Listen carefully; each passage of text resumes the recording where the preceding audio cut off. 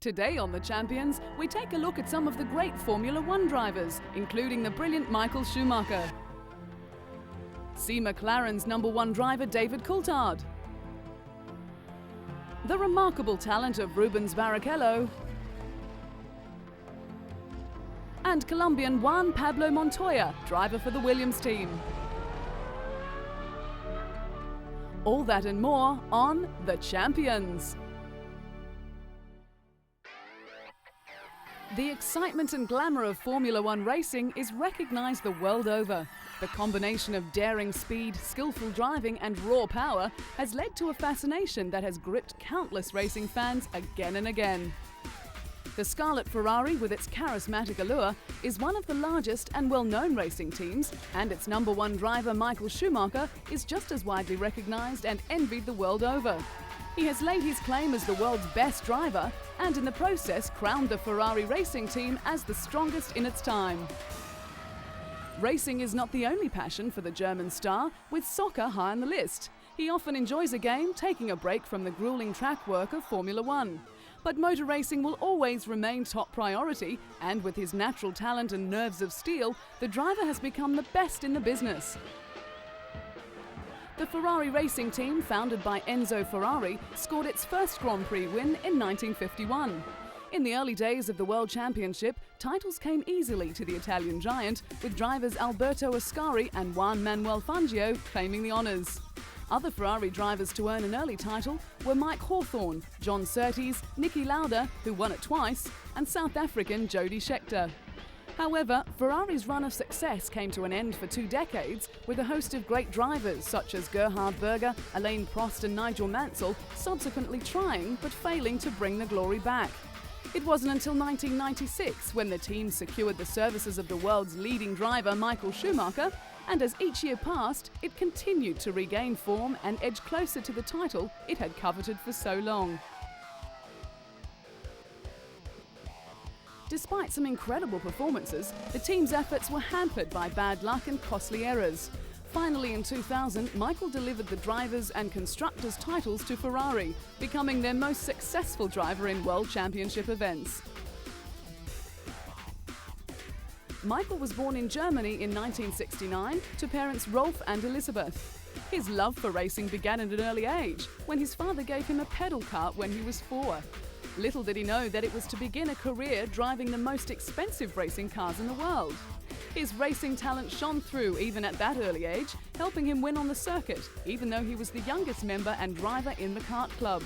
He began receiving more recognition, and in 1984 he became the German junior champion and finished runner-up in the Junior World Championships. 3 years later, competing in the senior division, he scooped the double, finishing first in the German and European Championships. Having risen through the ranks of karting, Formula Ford and Formula 3 in Germany, the Wunderkind first showed his real mettle as part of the Sauber Mercedes junior team in the World Sports Car Championship. But it was when he made his Formula One debut at Spa with the Jordan team that his blend of speed, shrewd racecraft and supreme tactical perception marked him out as the man most likely to challenge for the world #1 spot. When it comes to motor racing, Italians are as passionate as they come, and they are proud to show their support of their favourite racing team. If Ferrari is fortunate enough to win a championship, then the fans hit the streets, waving their red flags and the symbol of the prancing horse. Michael's career had been described as a touch controversial with a mix of brilliance. And because of his successes, he has become in demand for charity events, which he is only too happy to oblige. After donating his driving shoes and a signed driving suit, he encouraged bids from the public for his items, which were auctioned on the internet to raise money for UNESCO. He was also only too happy to don a sporting uniform of a different kind. A soccer fan from way back, the German star led his Ferrari team onto the field for a charity match organised to help Iraqi children. With the Giglio Soccer Stadium awash with the red of the Ferrari Formula One team, 29,000 fans of motor racing and soccer alike watched Michael and his team battle it out on the field instead of the track. He led a star-studded team lineup that contained fellow driver Rubens Barrichello, Juventus defender Ciro Ferrara, and former Italian goalkeeper and coach Dino Zoff. Michael opened the scoring for his Ferrari team, showing he's not only a great fan of the world game, but also a decent exponent of it as well. He led his Ferrari team to a resounding 4-1 win over the Italian singers. But despite Ferrari's comfortable victory, the result was unimportant. Through ticket sales and donations, the event raised in excess of $33,000 to help build a children's hospital in the Iraqi capital of Baghdad.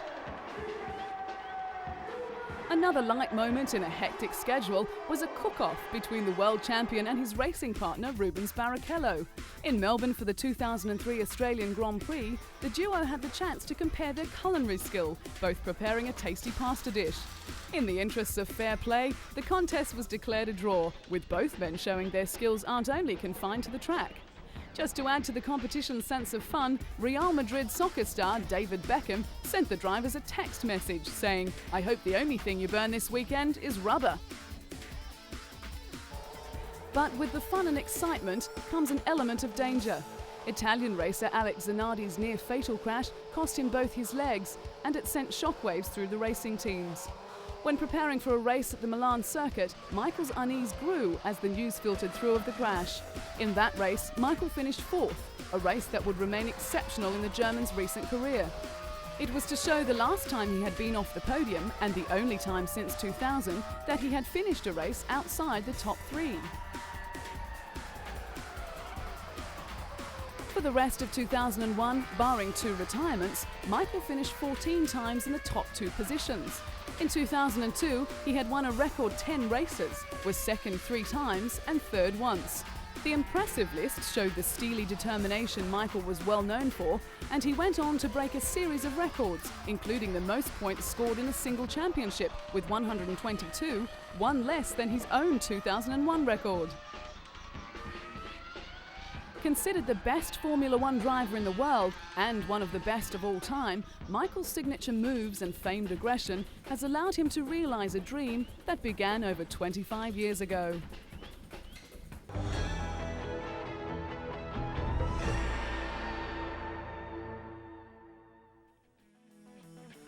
Racing certainly runs in the Schumacher family, with Michael's younger brother Ralph driving for the BMW Williams team. Debuting with Jordan, Ralph found his time there frustrating, and it wasn't long before he was looking for another drive. So in 1999, he made the move to Williams and made a name for himself in the world of Formula One. The name Schumacher certainly attracts plenty of attention, on and off the racing track. When Ralph married his wife Cora, the Formula One driver made an impressive entrance by flying to the church in a helicopter. With fans lining the street outside the church in Austria, Ralph and his bride emerged from the church to the waiting crowd. The year before, the couple had married in a low-key civil ceremony without family and friends. But this time, Big Brother Michael was asked to be the best man, and he was happy to oblige. After the event, Michael slipped out the back entrance while Ralph and his wife posed for pictures before leaving for Cologne. The world of Formula One is big business, with many promotional days planned for racing enthusiasts. When Ralph was in Russia, he found the time to support the Formula One Driving Day, which was set up to promote safer driving in Moscow. Road fatalities are commonplace in the Russian capital, and it seemed appropriate to see a Formula One driver at the wheel whilst navigating the dangerous roads. Ralph was only too happy to pass on his wisdom, but had to swap his racing car for a more modest mode of transport before signing a few autographs for the F1 fans. Formula One racing is an extremely dangerous sport, and the Williams team has experienced plenty of tragedy in their history. But with Ralph at the wheel, he has brought a new lease of life, bringing his determination and sheer skill to the famed racing team. It is a combination that has won the admiration of Formula One fans around the world.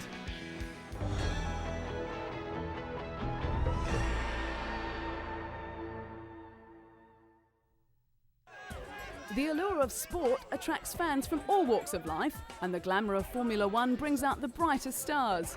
Rubbing shoulders with famous actors like compatriot Sean Connery is all in a day's work for Scottish driver David Coulthard, the #1 driver for the McLaren Mercedes. Not shy of the limelight, David's image has been featured on a billboard 4 stories high for Tag Heuer in New York. The Swiss watchmaker is the official timekeeper of Formula One and a corporate partner of the McLaren Mercedes Formula One team. The 4-story billboard was Tag Heuer's largest in the world and was part of a new ad campaign. Coming from a well-to-do Scottish family, David was surrounded by racing from an early age. He was karting from the age of 8 and was a multiple Scottish champion before he moved into Formula Ford, then Formula 3 in 1991. It was that year that David fought a season-long battle for the title with Rubens Barrichello, with the Brazilian eventually coming out on top. David's Formula One career began in 1994 in difficult circumstances. He was thrust into the spotlight when he replaced the legendary Ayrton Senna after his fatal crash. At the time, David was driving for the Williams team, who were dominating the sport at the time, and was sharing a seat with Nigel Mansell. The next season with Williams, driving alongside Damon Hill, David won his first Grand Prix in Portugal, beating both Michael Schumacher and his own teammate, finishing third for the season with 49 points. The following year was to see the move to McLaren, partnering Mika Häkkinen. But without a competitive car, David struggled throughout the year. The highlight of that year was a second placing in the famous Monte Carlo Grand Prix, where only 3 cars finished the race. As the McLaren team became more competitive, so did David, and in Melbourne in 1997, he broke the drought by putting McLaren back on the winning track. Winning again in Monza, he finished equal third with John Alexi in the Drivers' Championships. Over the course of the next few years, David had his share of ups and downs, with pit confusion, accidents, and the occasional mechanical problem, but it didn't slow him down too much. A serious plane crash in 2000 seemed to give the Scot a new perspective on life, but despite a very strong challenge for championship glory, he finished third in the standings. Despite his gallant efforts, David has been plagued with team reliability problems.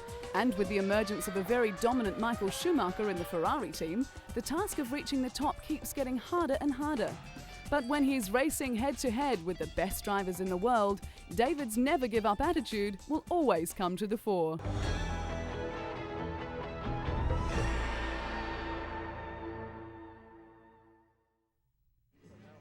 On a 4-day Ferrari team skiing holiday at the Madonna di Campiglio resort in Italy, Rubens Barrichello and his teammates made the most of the pre-season getaway. At a go-kart race on ice, Rubens put all his past skills of karting to the test as he, teammate Michael Schumacher and test driver Luciano Berti raced each other, displaying their usual skill and aggression and even finding time for a trick or two on the way. Nearing the end, the trio crossed the finish line together, bringing back memories of the controversial finish at the Indianapolis Grand Prix in 2002 that had fans up in arms and team orders banned. But controversy aside, Rubens has amazing talent. His debut season in 1993 with Formula One was sensational. He may not have ended the season with the points tally that he deserved, but he certainly proved that he was one of the best drivers in wet conditions, as well as entirely competent in the dry. The Brazilian went from Jordan to signing a multi-year contract with the new Stewart Ford team, but the move proved to be a disaster. He then received the call to go to Ferrari as teammate to Michael Schumacher. It was a tough job, but Rubens was strong enough to cope, and in 2000 he took his first win in the German Grand Prix.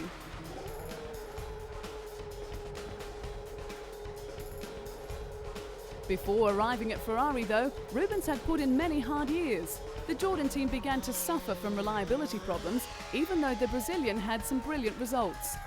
1996 proved to be a disappointing year, and Rubens parted ways with the Jordan team. Signing with Stewart Ford proved no better, with engines failing, despite the return of his personal performance. A superb second place at Monaco in 1997, one of the few times the car actually made it to the line, was a testament to his speed in wet weather conditions. But Rubens needed a car that would enable him to finish a race in order to make any progress as a driver, as well as to motivate himself, and he found that with Ferrari. But since joining the influential Ferrari team, the FIA pressed new rule changes designed to make Formula One cheaper and more exciting. With the spiralling costs required to compete at the highest level, the governing body announced a deal to keep the circuit from shrinking to 8. But the sport's richest teams, like Ferrari and Williams, balked at some of the ideas.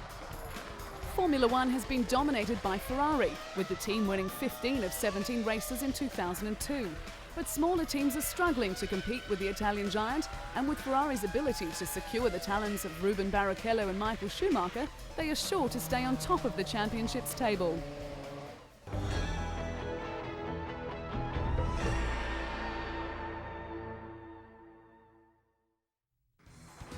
Two-time Formula One champion Mika Häkkinen retired in 2002, ending a career that spanned for more than a decade. Mika, the elder flying Finn, who had 20 Grand Prix wins in his 11-year and 161 race career, decided to quit at the 2001 Monaco Grand Prix, but was persuaded by team principal Ron Dennis to take some time to think it over.